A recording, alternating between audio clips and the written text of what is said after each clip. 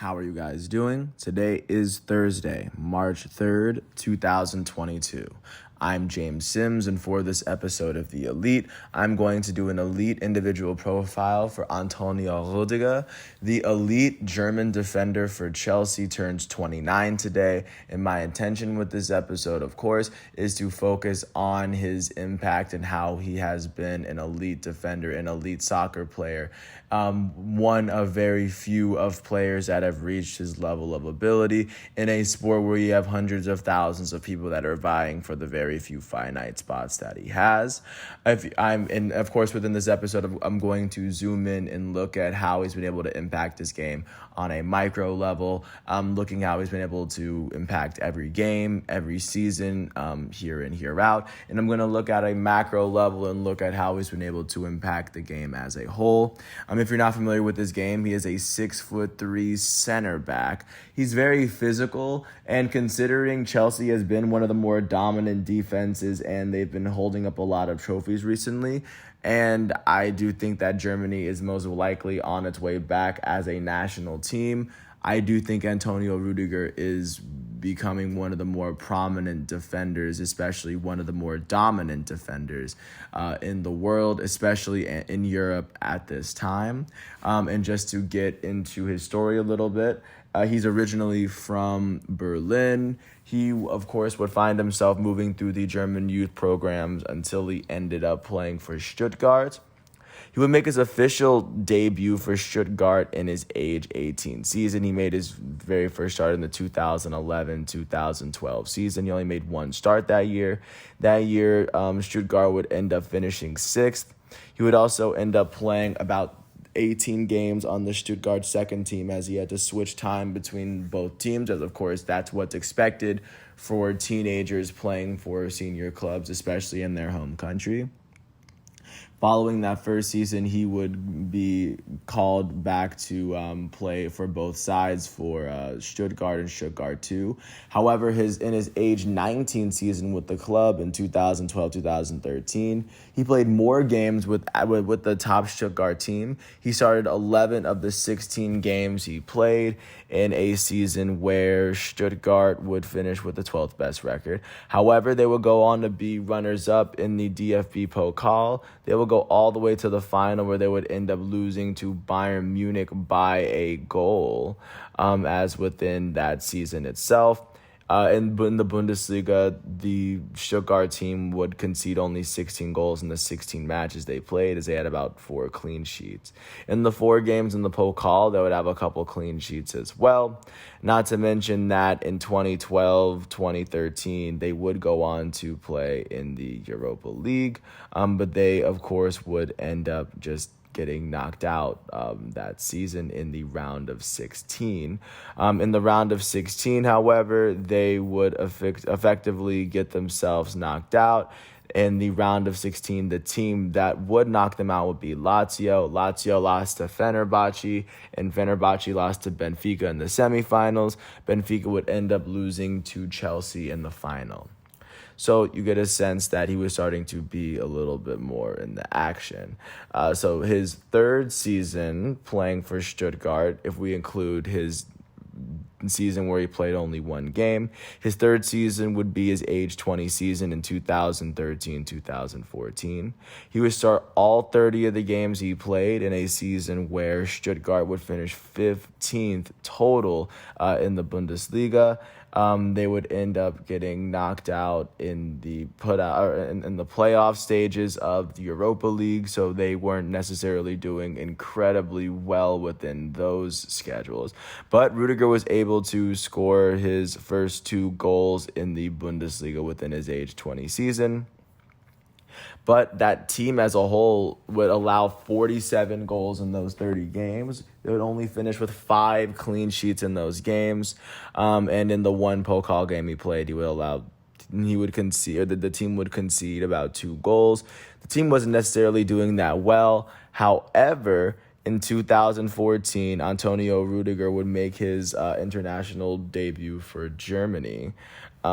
He would not, of course, get called to play for the World Cup in 2014, but he would, of course, go into his next season knowing that he was going to be called up, or that he was at least on his way up.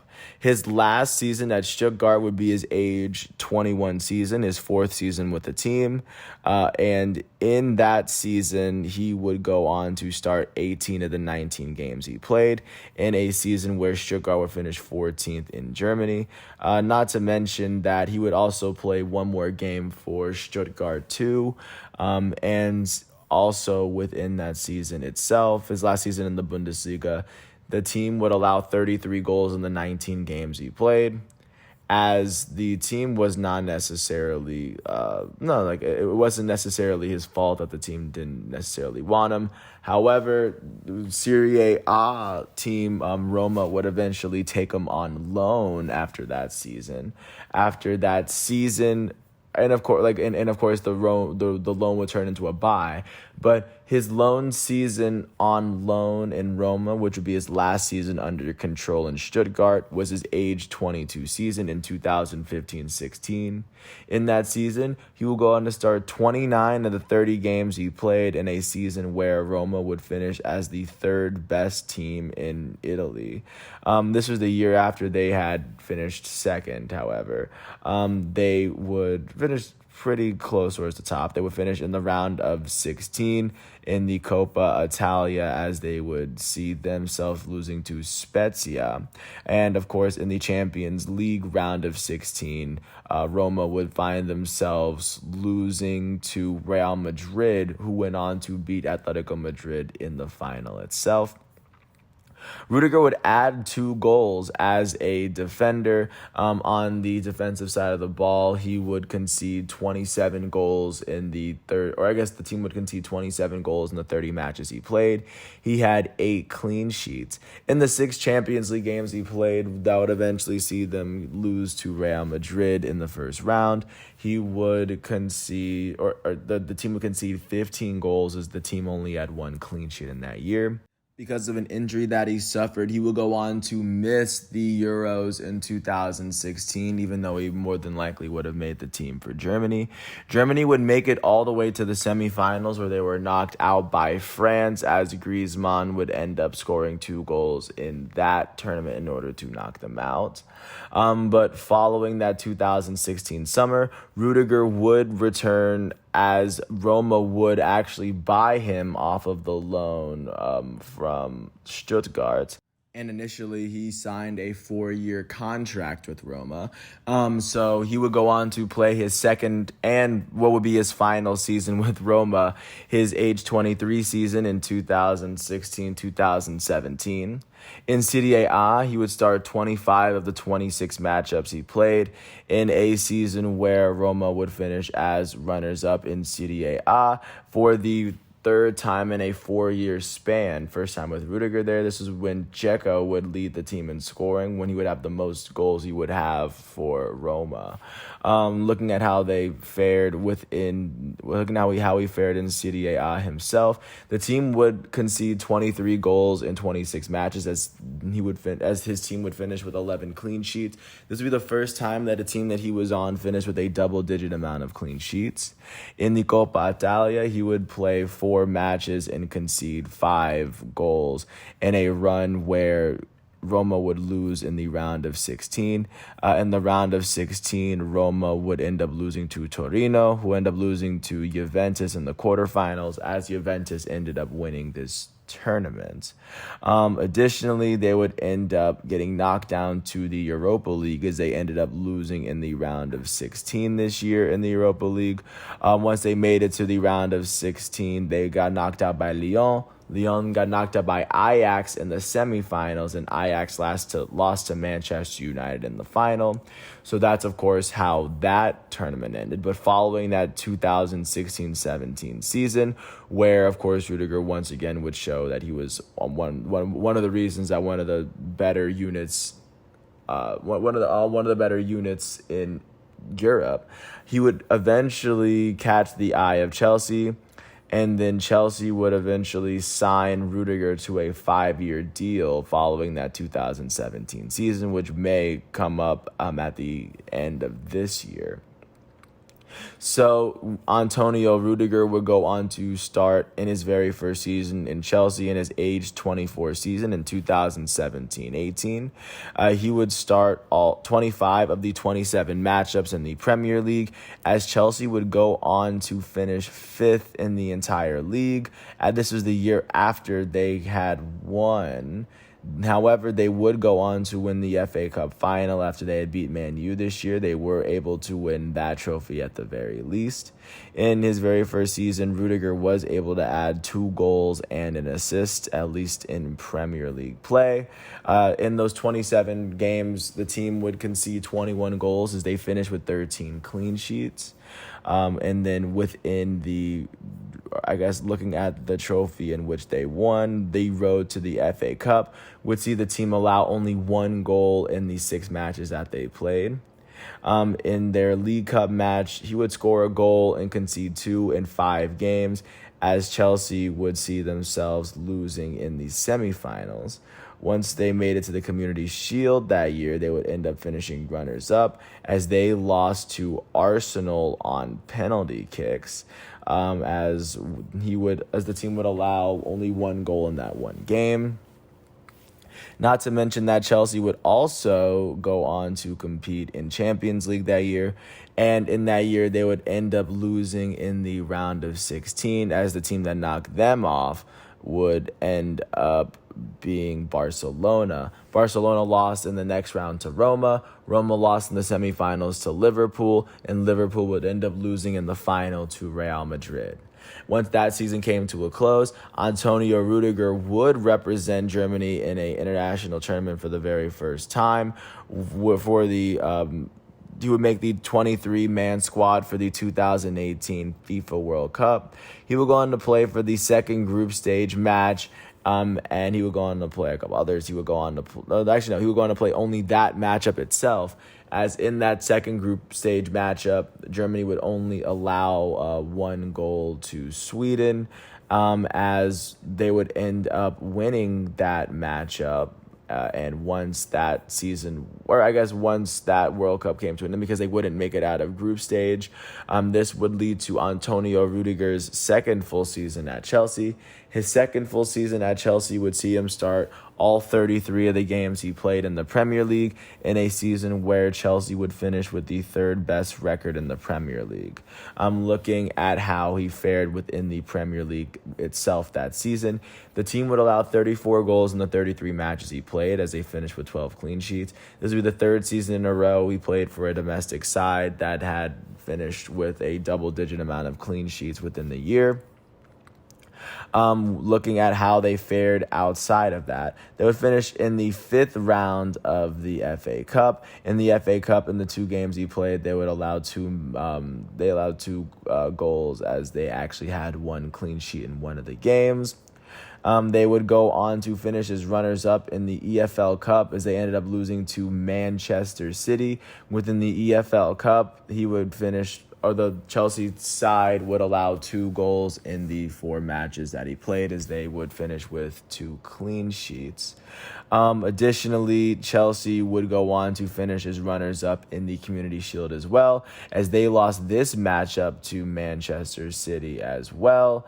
And then looking at how Chelsea would fare in Europa League, Chelsea would go on to win the Europa League final, as they would end up beating Arsenal itself in the final. But in that run all the way to the Europa League title, he would play 4 matchups in that span, as Chelsea had a clean sheet in all 4 of the matches that he played. So that would be the triumph for the Chelsea Soccer Club, at least in the 2018-19 season. But following that year, of course, it would transition into his 3rd year playing in England in his age 26 season in 2019-2020, a season that was definitely affected by COVID, in the sense that it delayed the end of the season. He would go on to start 19 of the 20 games he played for a Chelsea squad that finished 4th in England. He even went down to play within the Premier League itself. He went on to actually score a couple of goals in his age 26 season. He would even go on to see the team allow 23 goals in those 20 games as the team finished with 5 clean sheets. He only played 2 Champions League games and saw the team allow 4 goals in a Champions League run that would see Chelsea lose in the round of 16 yet again, as the team that would knock Chelsea out would be the eventual champions of the entire tournament, Bayern Munich. But that would be how their Champions League run ended exactly right there. They would go all the way to the Super Cup, and they would, after winning Europa League, they would compete in the Super Cup, and they would end up losing to Liverpool. That would be the 3rd straight consecutive cup that Chelsea actually had lost up until that point. However, this would transition into the last full season that Antonio Rudiger had played. In his 4th season with England, in his age 27 season, he went on to start all 19 of the Premier League games he played for a Chelsea side that finished 4th in the entire they finished 4th in the entire league itself. In those 19 games, the team would allow only 10 goals, as they had 11 clean sheets in the 19 games that at least Antonio Rudiger played. Outside of that, they would finish runners-up in the FA Cup, as they ended up losing this tournament to Chelsea. In the FA Cup, Rudiger would play 4 matches, as the team only allowed 1 goal in those 4 matches. They had 3 clean sheets. Additionally, Chelsea would end up losing in the 4th round of the EFL Cup. In the EFL Cup, he did not go on to play in that tournament. And in 2020-2021, Chelsea would go on to win the Champions League for the first time since 2012. This is the only time that Antonio Rudiger has gone on to win the title itself. And of course, following that Champions League title, looking first, they were able to beat Manchester City within that Champions League final. In the Champions League run, in the 11 games he played, the team only allowed 2 goals in that span, as it says that he would go on to finish with 8 clean sheets over that span. And additionally, on top of that, because they had won Champions League, Chelsea would go on to play in the Super Cup. They would go on to win the Super Cup, and they would go on to win in the FIFA Club World Cup. They won in the FIFA Club World Cup literally not that long ago, like a month or 2 ago. But they were able to go on that championship parade and take all of what they needed. Following the 2021 season that would see Chelsea take home the title, the last full season that has been finished, Rudiger would compete with Germany at the Euros for 2020. That were moved a year back because of COVID. Germany would make it out of their group stage after losing to France. They would go on to beat Portugal in the second matchup before drawing with Hungary in the third. Once they made it to the knockout stage, Germany would end up losing to England in the round of 16. So that would end up being how Germany would get knocked out. But, of course, Antonio Rudiger would come off this season, and he would come back and compete for this current Chelsea squad. So far, he started all 24 of the games he's played for a Chelsea team that is sitting 3rd in the Premier League at the moment, as they are trailing only Manchester City and Liverpool. They sit 16 points out of first place, so it doesn't look as though they're going to win the Premier League. And I think that might be the only thing that Antonio Rudiger is missing at Chelsea, because he has won the FA Cup, the EFL Cup, the Community Shield, the Champions League as well. The only thing that he wasn't able to win has been the Premier League, as he came the year after Chelsea has won. But other than that, he's also beginning to he's also able to solidify a solid role as the starting defender at Germany, now that Jerome Boateng and Mats Hummels are on the older side of things. But Antonio Rudiger is definitely a player that's entering his prime as one of the better defenders, and he is on a team that definitely wins titles and wins tournaments. I can't wait to see how this next year unfolds for him. And with that said, if you ever get a chance to watch Antonio Rudiger, I would. He wears number 2 for Chelsea, And of course, with that said, if you ever get a chance to watch him, I'd recommend doing so. I want to thank the Pro Football Reference website, the Transfer Markt, the Footy Stats, and all the Wikipedia articles that I needed in order to do this. I want to wish Antonio Rudiger a happy 29th birthday, and like I said, watch him if you ever get the chance. With that said, once all of today's exhibitions and matchups are done, I'm going to come back tomorrow on Friday, March 4th, for another episode of The Elite. And until then, I want to thank everyone for listening. I do hope all is well, and I will catch you with another episode tomorrow. Peace out.